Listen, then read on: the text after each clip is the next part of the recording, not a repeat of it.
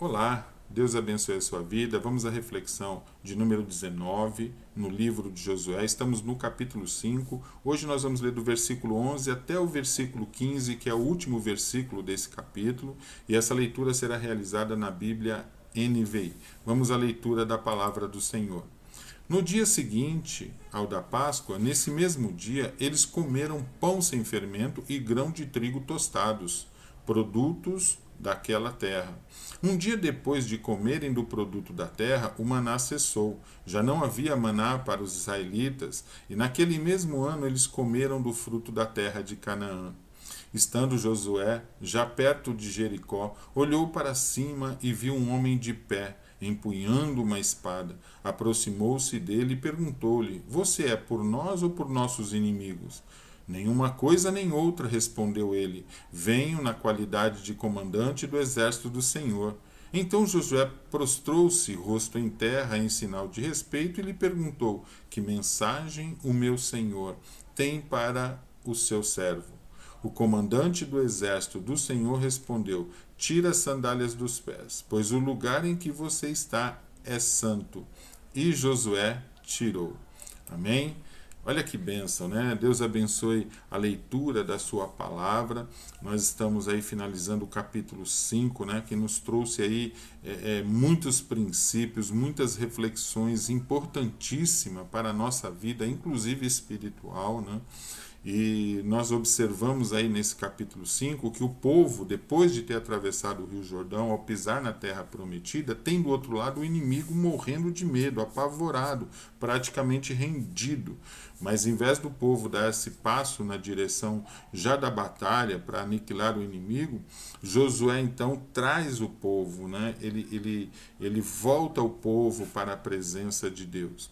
E diante da presença do Senhor ali, eles são instruídos a serem circuncidados. Nessa circuncisão, que é a identidade, eles precisavam ter isso caracterizado na vida deles. Nessa, como foi dito aí, né, nas reflexões anteriores, essa geração não tinha passado pela circuncisão, não tinha recebido essa identidade. Eles precisavam disso. Então foi o primeiro ponto aí, o primeiro alinhamento. Aliás, eu digo que até o primeiro é quando o povo se volta para Deus. É aquele momento que o coração, que a mente, que a sua vida se volta para a direção do Senhor, para buscar resposta, para buscar alinhamento, para buscar comunhão. Acho que foi já o primeiro ponto. Vamos colocar isso como um segundo, que é essa questão da circuncisão. Em seguida, é celebrada a Páscoa, no sentido aí de uma comunhão maior, como nós vimos aí na reflexão anterior, né? E agora, na nossa leitura de hoje, nós vimos o povo, primeiramente, eles comendo, se alimentando do fruto da terra, logo que acabou a Páscoa, e eles comeram do fruto da terra, e ao terminarem de comer, cessou-se para eles o maná, aquele maná que eles receberam durante 40 anos no deserto, né? E aí agora o Senhor coloca eles na terra prometida e cumpre a sua palavra, quando o Senhor disse lá atrás que entregaria a eles, né? É uma terra abençoada que emana leite e mel. Então agora estavam sentindo o sabor dessa doçura, dessa bênção que Deus havia prometido para eles, né? E estão ali naquela alegria. Então cessa-se o maná e agora eles passam a colher ali uma terra abundante, né? Que fornece todo o alimento que eles precisavam. Então isso é uma grande bênção. E Josué ali naquele contexto, olhando na direção já da cidade de Jericó, olhando para cima, ele viu um homem ali com uma espada desembainhada. E como o texto deixou bem claro, ele se aproxima e pergunta: Você é conosco ou é com o inimigo? E o homem responde: Nem com um nem com o outro, eu vim da parte do Senhor, né? E aí Josué, entendendo ali que era um anjo de Deus, ele se prostra, né? No sentido de respeito, né?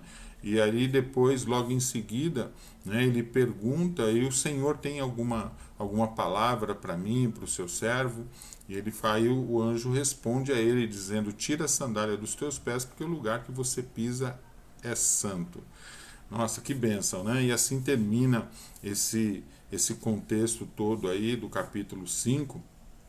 E a gente tem aí muitas reflexões, a gente tem aí uma clareza, uma visibilidade muito boa, né, do que Deus espera de cada um de nós. Né? E trazendo agora para esse lado da reflexão, né, nós percebemos que no capítulo 5 o povo de Israel ele se volta para Deus, né, num momento aí de muita relevância, num momento onde eles estão ali já para assumirem e derrotar o inimigo com toda essa ansiedade, mas eles param tudo, se voltam para Deus e passam, né, a preparar todo um cenário. Né? O povo é circuncidado, recebe a identidade, depois entra na parte da comunhão, da adoração, através da ministração da Páscoa, e logo em seguida eles começam a desfrutar do fruto da terra. Né? Então, e aí cessa-se o maná, e aí vem todo esse princípio aí que nós acabamos de ler. Né? E agora voltando para os nossos dias, né? Trazendo isso agora, né, para a nossa alma, para o fortalecimento das nossas vidas, né? O que é importante tirarmos desse texto, né, para a edificação das nossas vidas? Primeiro, que quando o povo passa por todo esse processo, ele se volta para Deus, ele prepara um ambiente para que Deus habite no meio deles, para que Deus o abençoe. Então isso é muito importante. É muito importante para as nossas vidas entendermos isso. É necessário que nós preparemos um ambiente que agrade a Deus, que traga satisfação para Deus. Às vezes nós até amamos ao Senhor, nós até buscamos a Deus, mas vivemos uma vida tão cheia de altares das coisas dessa vida, e sem perceber estamos aí tão envolvido e dando tanta ênfase às coisas físicas que esquecemos, né, de preparar um ambiente para que Deus habite em nós constantemente, para que a presença, o Shekinah de Deus esteja sempre em nossas vidas. Então, o que eu quero dizer é que muitas vezes a nossa vida não é um cenário que agrada a Deus. As nossas vidas não é um altar para Deus. Né?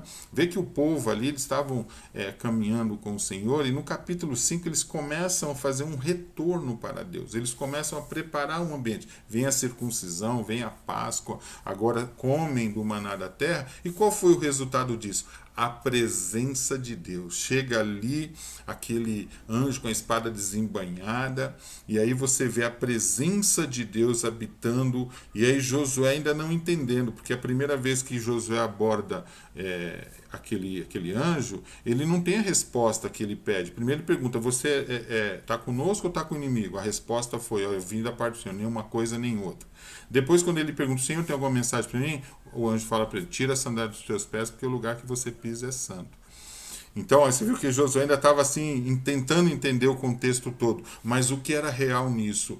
Que o ambiente preparado era um ambiente propício para que o milagre, o sobrenatural de Deus habitasse no meio deles. E esse é o primeiro princípio que eu quero deixar aqui para a sua vida, né? Aqui também colher para a minha vida a importância de nós termos uma vida no altar de Deus, de nós sermos um sacrifício vivo, santo e agradável a Deus, para que a presença de Deus esteja em nossas vidas. Muitos cristãos hoje até vão para a igreja, oram a Deus, cantam, tocam, até pregam a palavra, ensinam, fazem tantas coisas, mas no dia a dia, nos passos da sua vida, né, no movimento da sua vida, não há um cenário para que Deus habite. Não há ali um cenário onde é tudo, né? É como se fosse um clamor, venha Senhor e habite aqui em minha vida. Não tem essa chamada de Deus para a nossa vida. Então, muitas vezes a pessoa está envolvida com tantas coisas, não tem uma vida de oração, não tem uma vida de consagração, e pior que isso, às vezes ainda está cultivando tantos pecados na sua vida, né, que essa presença não é real.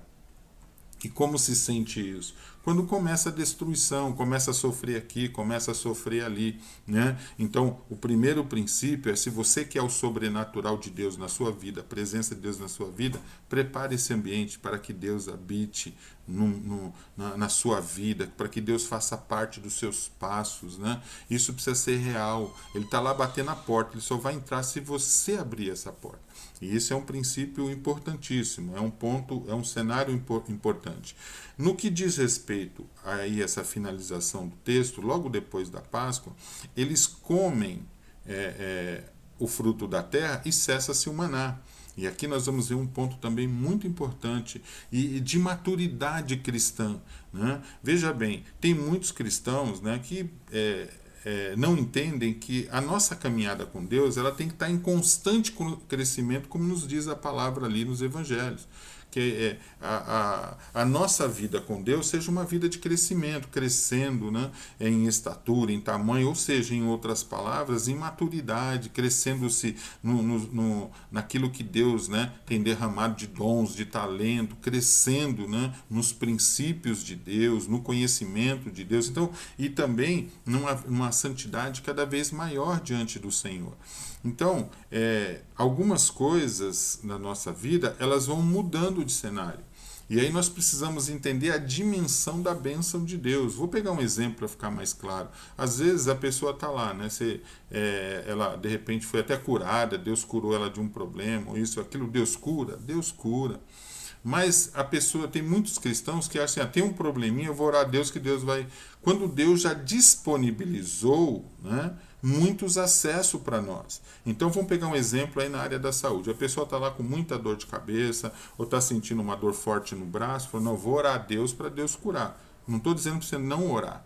O que eu estou dizendo é o seguinte, você deve sim orar ao Senhor, mas saiba que a bênção de Deus não vem só por esse canal, porque Deus já abençoou uma ciência aí, a área da medicina, Deus deu sabedoria a esse cenário, Deus deu visibilidade. A área da ciência hoje ela está super avançada, tantos medicamentos e vacinas e tantas outras coisas, né, estão sendo criadas. E aí, através disso, nós recebemos cura e saúde para os nossos corpos. Então, você está com uma dor de cabeça, tem medicamento para você tomar, e às vezes a pessoa fala, não vou tomar, não vou fazer isso porque Deus vai me curar, Deus vai me curar, Deus vai me curar. Deus cura, cura. Mas às vezes a cura do Senhor já chegou, já está disponível aí. Então esse povo, ele recebeu o maná. Agora estão comendo o fruto da terra. Não há mais por que o Senhor ficar derramando do céu comida para eles. E falou, não, e a palavra foi bem clara, cessou o maná. Agora vocês pegam o alimento da terra. Então, isso também é um crescimento na nossa vida, essa visibilidade é importante. Então, eu estou dando um exemplo aqui na área da saúde, mas tantas outras coisas, a pessoa fala, não, Senhor, eu preciso da porta do emprego, abre um emprego para mim, me ajuda, tá vendo? E a pessoa, no modo geral, está lá clamando, essa porta não se abre. Mas está aí, ó, tem às vezes acesso à internet, tem acesso aí a muitos cursos gratuitos. Em vez da pessoa se preparar, ele tem uma profissão, hoje o mercado está assim, você precisa de habilidades em torno dessa profissão, né, porque o mercado está competitivo, então você tem que se preparar, a bênção já está aí, você já está em posse disso, o Senhor preparou todo, abriu essas portas e esses recursos estão ao nosso alcance. Então vai, se prepara, estuda e você vai ver que as suas oportunidades vão melhorar na questão do mercado de trabalho. Então muitas pessoas, eles oram e depois, com toda aquela coisa da religiosidade, não falar, eu orei, agora a parte é fé, agora só vou esperar que a porta vai se abrir. Então não é assim que funciona. Hoje, como já foi dito, o Senhor já preparou o ambiente, já preparou uma terra, da onde você tem que baixar ali, você tem que mexer na terra, você tem que colher o fruto, né? Você tem que é uma terra que hoje produz muitas bênçãos para nós. Amém? Então nós estamos vendo isso e nós temos que ter esse princípio na nossa vida. E quando eu falei da questão do crescimento, é isso. Às vezes você está num contexto onde você está orando e pedindo a bênção de Deus, e agora, quando vai passando o tempo, você precisa crescer mais. Bom, agora eu tenho que me consagrar mais. Se antes eu só orava, pedia bênção, agora é hora de jejuar, agora é hora de meditar mais na palavra. Talvez seja a hora de fazer aí uma teologia, talvez seja a hora de estudar mais, estar mais envolvido com a obra de Deus, me colocar mais à disposição do Senhor, e você vai ver que as bênçãos virão e te alcançarão.